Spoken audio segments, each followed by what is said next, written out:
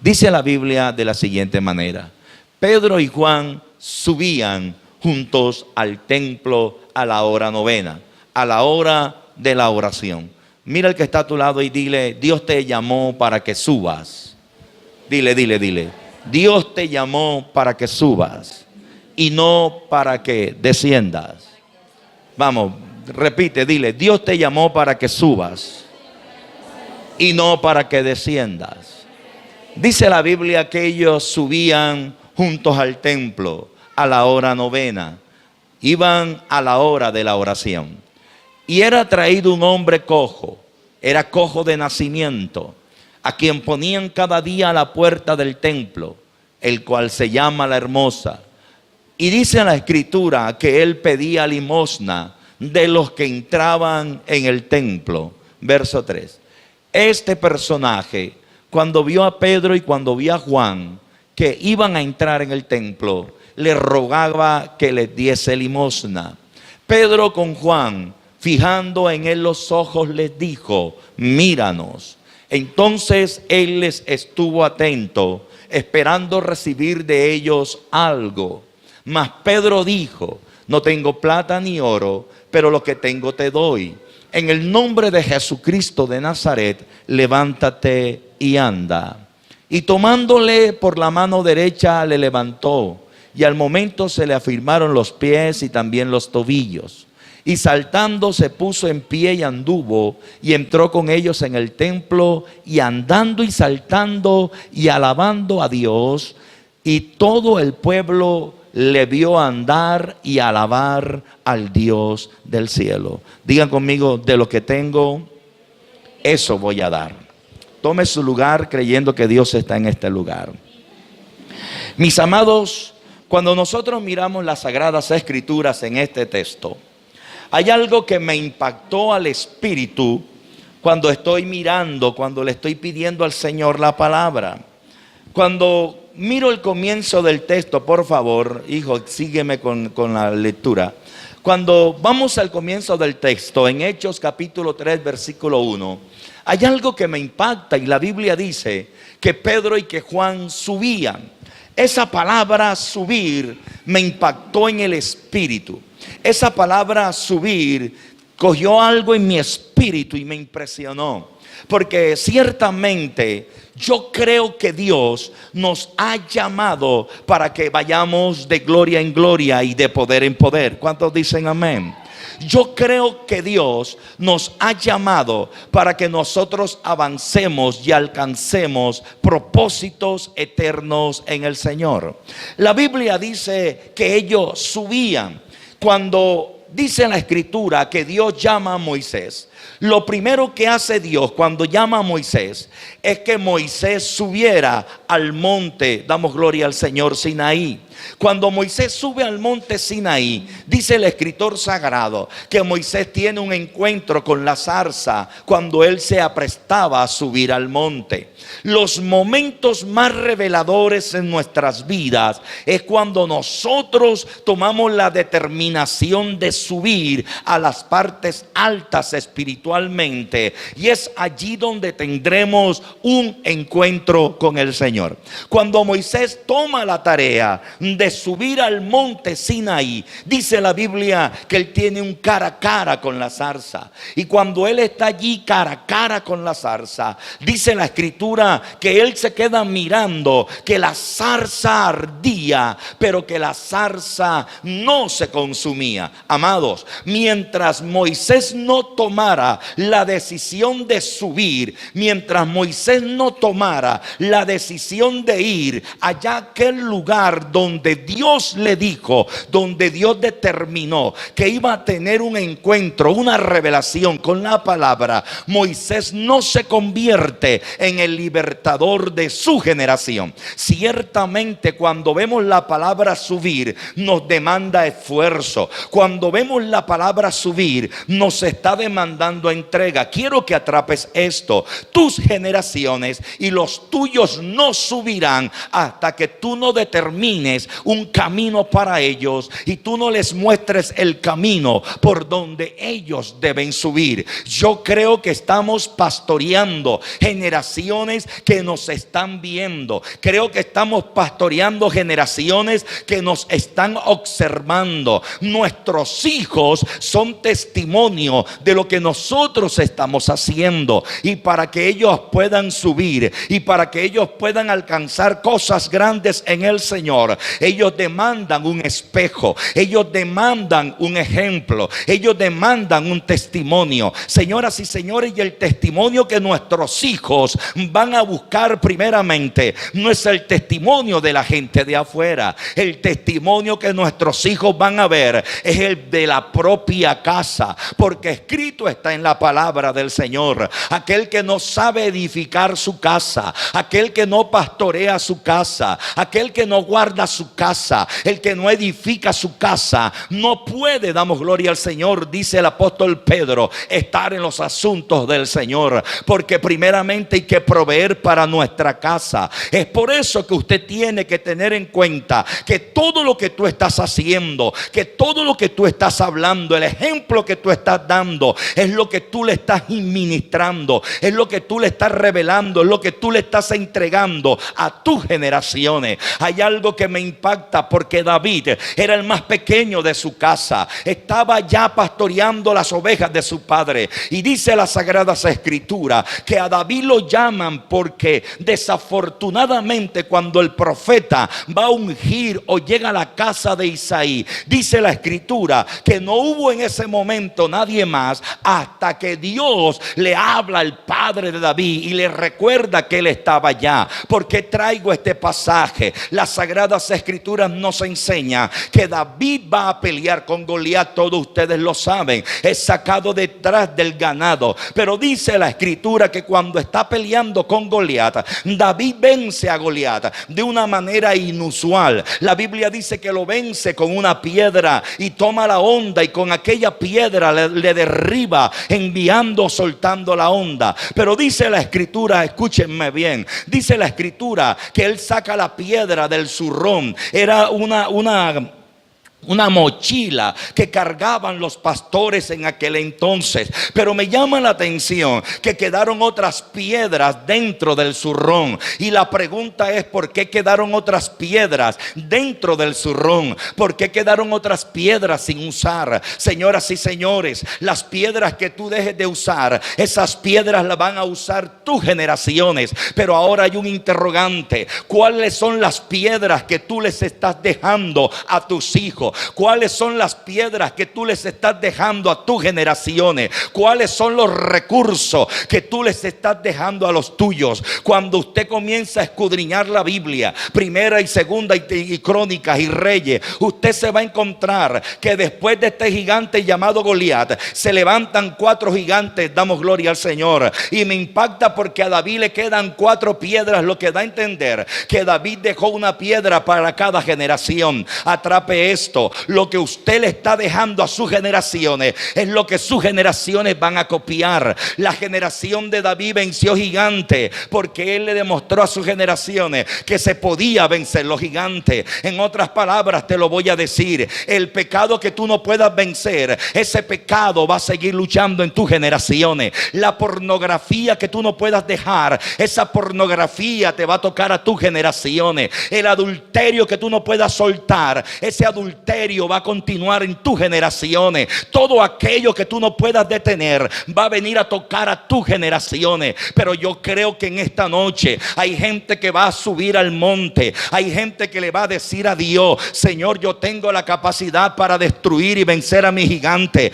Porque aquellos que somos llamados para subir a las alturas, determinamos con el ejemplo y con nuestro testimonio a los que están a nuestro alrededor, de tal manera que ellos puedan caminar andar no conforme al espíritu del mundo, sino conforme al espíritu de Dios. Es por eso que usted tiene que tener bien claro que fuimos llamados a impactar a nuestras generaciones a través del ejemplo. Si tus hijos te ven cantando la música del mundo, ellos cantarán de igual manera. ¿Por qué? Porque no tendrás la autoridad. En ti no habrá la autoridad para corregirlos, porque entonces ellos van a decir: es lo que tú me estás mostrando, es lo que tú me estás señalando, es el camino que tú me estás revelando. Si nuestros hijos te escuchan mentira, entonces ellos también van a hablar la mentira. Si tus generaciones te están viendo haciendo lo contrario a la voluntad perfecta del Dios Todopoderoso, entonces tus generaciones van a copiar todo aquello que están observando de ti. Pero me impacta que cuando Dios llama a Moisés al monte, la Biblia dice que Moisés sube al monte. Dile que está a tu lado: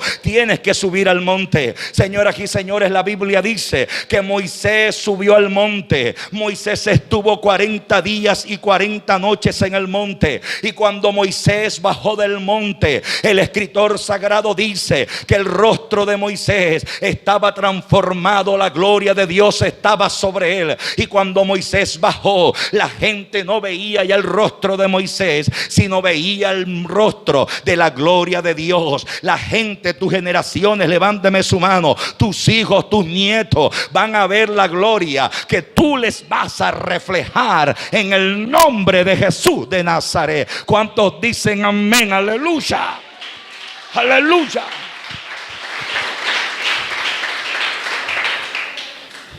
Necesitamos tener convicciones claras. Necesitamos saber que Dios nos llamó a subir, a estar en su presencia.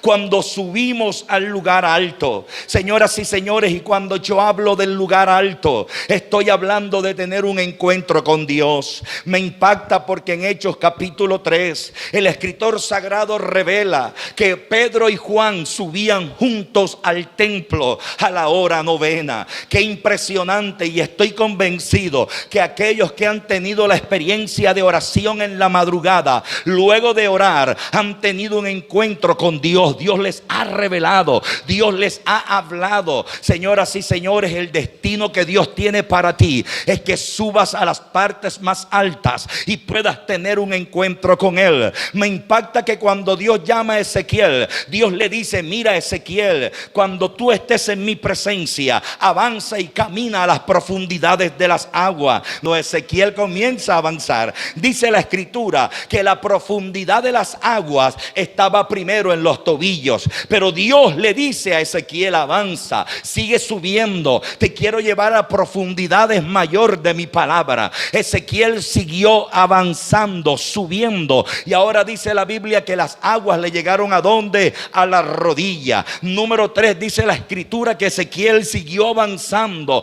y las aguas le llegaron ¿a dónde? A los lomos. Número 4, Ezequiel siguió avanzando y dice la Biblia que las aguas le llegaron a los hombros, al punto que Dios le dijo: mira, Ezequiel, sigue subiendo, porque quiero que las aguas ya te inunden, no puedas detenerte, para que tú te sueltes en la dimensión del Espíritu. Atrape esto, por favor. Creo que Dios nos está llamando en este tiempo a subir determinadamente, a entrar al 100%, a creerle a Dios de una manera sobrenatural. Por favor, escuche lo que le voy a decir. Mucha gente se quedará en el camino, mucha gente no va a poder avanzar. ¿Sabes por qué? Porque lo único que nos va a sostener es estar en lo más alto de nuestro tiempo espiritual, es estar en lo más alto de las atmósferas espirituales, porque cada día los ataques serán mayores, las luchas serán mayores, hermano, las tentaciones serán mayores. Nadie dijo amén. Las batallas serán mayores,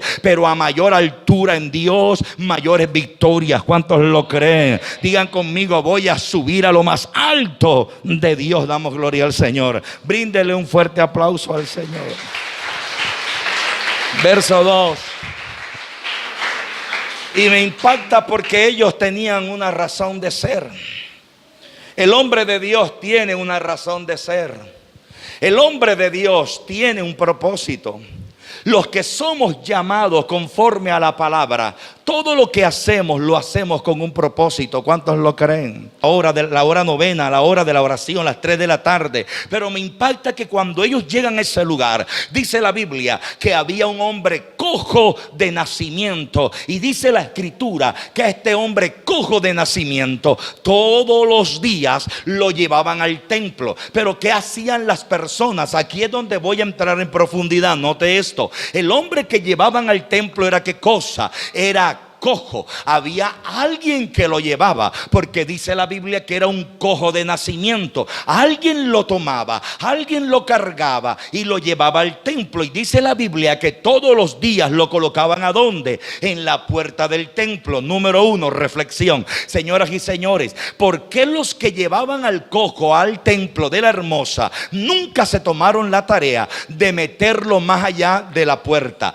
Porque nunca dijeron, vamos a llevarlo al frente para que Dios hiciera un milagro con él. Número 2, otra conclusión. ¿Por qué los que traían al hombre cojo a la iglesia nunca buscaron al pastor de la iglesia y nunca buscaron a un discípulo, un miembro de ese templo para que lo oraran? Damos gloria al Señor. Diferencia, dice la Biblia, que en un día Jesús está predicando en un lugar y 4 hombres tenían un paralítico, y dice la escritura que los 4 hombres que traían al paralítico pensaron de manera diferente y actuaron de manera diferente. Los 4 que trajeron al paralítico no se conformaron con dejar al paralítico en la puerta, sino que estos 4 dijeron, no podemos entrar, pero no importa, vamos a volarnos el techo, vamos a montarnos, damos gloria al Señor y vamos a cumplir el propósito. Señoras y señores, porque atrape esto, es diferente cuando tú caminas con gente de propósito y con gente, o mejor con gente que no tiene propósito. Podemos concluir que la gente que traía el cojo no tenía propósito, no identificaba el lugar hacia donde lo estaban llevando, porque si ellos hubieran tenido propósito, ellos hubieran concluido lo siguiente: en ese lugar hay un milagro. Pero ¿cuánto tiempo llegaban? Lo dejaban en la puerta y no pasaba nada. ¿Sabes por qué? Porque ellos lo que hacían era lo siguiente: lo colocaban en la puerta del templo y lo dejaban allí para que él, ¿qué pasa? Para que él estuviera pidiendo limosna. Y dice la Biblia que no pedía limosna de los que estaban afuera en la calle, pedía limosna era de los que estaban ¿a dónde? Dentro del templo. Señoras y señores, este muchacho, ¿por qué no encontró una respuesta en el templo? Número 3, ¿sabes una cosa? Cuando tú vengas al templo, tú tienes que tener la determinación correcta de lo que tú quieres buscar en el templo. No lo escuchaste. Cuando tú vengas al templo, tienes que tener la determinación correcta de lo que tú vienes a buscar al templo. Porque si tú vienes al templo siempre queriendo buscar algo, un recurso, una limosna, nunca vas a tener un encuentro con el Dios que te puede dar mucho más de lo que te está dando cualquier persona. Es por eso que él estuvo durante mucho tiempo en la entrada del templo y nunca tuvo un encuentro con Dios, hasta el día que se coordinaron los tiempos y las sazones de Dios y llegó un hombre diferente. Llegó Pedro. Dice la escritura que cuando Pedro se da cuenta que el hombre está allí, Pedro le dice: mírame face to face, mírame a la cara. Señoras y señores, cuando usted está lleno de Dios, usted mira a la gente a la cara y siempre tendrá algo que impartirle a esa persona. Y la Biblia dice que Pedro se le quedó mirando y le dijo: no tengo oro ni plata. Escúchenme bien, escudriñando. Alguien de repente puede decir: pero es que los apóstoles estaban pelados, estaban llevados, no tenían finanzas, no tenían dinero, no tenían dólares, la cartera, no, sí tenían finanzas, sí tenían dólares, sí tenían recursos, sí tenían euros. Lo que ocurre es que cuando Pedro y Juan se lo quedan mirando, Pedro viene a producir en ellos un rompimiento, porque él estaba acostumbrado era a que la gente le diera qué cosa, le diera lo material. Y usted tiene que tener bien claro que cuando nos acercamos a Dios, nuestra prioridad no puede ser lo material, porque el día que alguien te diga no tengo lo material, usted va a volver al templo, pero no a buscar lo espiritual, sino siempre vas a estar buscando a alguien que te dé algo material. Pero cuando tú tienes bien claro que tú vienes al templo no a buscar lo material, material, sino a buscar al Dios que tiene el poder para darte lo que tú no tienes, entonces el Dios Todopoderoso traerá sobre tu vida y sobre tu casa un milagro sobrenatural. Porque Pedro se lo quedaron mirando y Pedro le dijo: mira, ven acá, la gente te acostumbró a darte una moneda, la gente te acostumbró a darte esto, pero yo vengo a decirte algo que la gente no tiene. Yo vengo a decirte que quizás yo no tengo ni oro ni plata, pero yo he estado en el secreto, porque recuerda que dice la Biblia que venían a donde, a la oración. Ellos habían estado en el secreto, ellos habían estado en la oración, y cuando ellos salieron de la oración, ellos estaban contenidos de lo que Dios les había entregado. Y entonces ellos se lo quedan mirando y le dice: yo no tengo oro ni plata, pero de lo que tengo te doy. En el nombre de Jesús yo te ordeno que te levantes y que andes. Señoras y señores, y la Biblia dice que este hombre recibió tremendo milagro. Dios dice la Biblia que sus tobillos se enderezaron de tal manera que vino una transformación a la vida de este hombre. Levánteme su mano derecha, por favor. Quiero profetizarte que tendrás un encuentro con el Dios todo sobrenatural, y todo lo que está torcido, todo lo que todavía no ha tomado curso, se va a enderezar y vas a ver la gloria del Dios Todopoderoso. Denle un fuerte aplauso al Señor. Aleluya. Diga conmigo: de lo que tengo te doy. ¿Qué tenían ellos que no tenían los demás? Ahora sí voy a predicar. ¿Qué tenían ellos que no tenían los demás? ¿Qué tenían? ¿Qué fue lo que en ellos marcó la diferencia que los demás no tenían? Señoras, mis hijos, ¿cuánta gente había en el templo? ¿Cuántos miembros había en el templo? Digan conmigo: muchos miembros había en el templo. Pero entonces la pregunta es: si había muchos miembros en el templo, ¿por qué ninguna de la gente que estaba en el templo en los tiempos atrás le impartieron lo que Pedro y Juan le habían impartido al cojo de nacimiento? ¿Sabes por qué? Porque la gente que estaba en el templo tenía religión, pero no tenían a Dios. Es por eso que tú tienes que saber qué es lo que tú tienes de Dios, para que tú puedas impartir lo que tú tienes de Dios. Nadie puede dar lo que no tiene, porque para poder tener de Dios, primero hay que recibir de Dios. ¿Estamos aquí?